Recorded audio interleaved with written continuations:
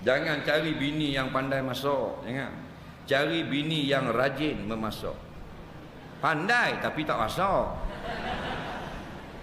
Tengah duduk relax kat dapur, kat dekat ruang tamu tu, keluar kod TV, resipi.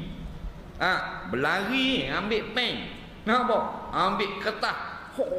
Tulis resipi.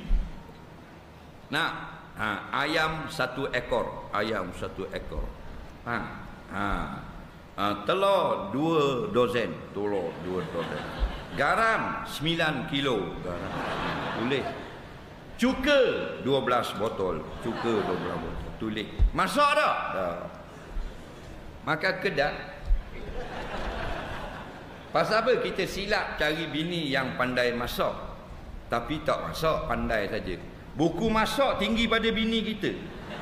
365 ada, 360 ada. Tak.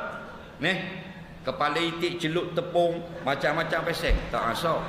Bini kita masak dengan benda? Dengan handset.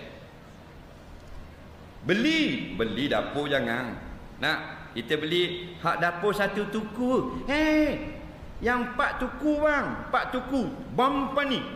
Tengah tu ada bakar oven besar punya pintu. Mertua ai dua-dua boleh masuk dalam.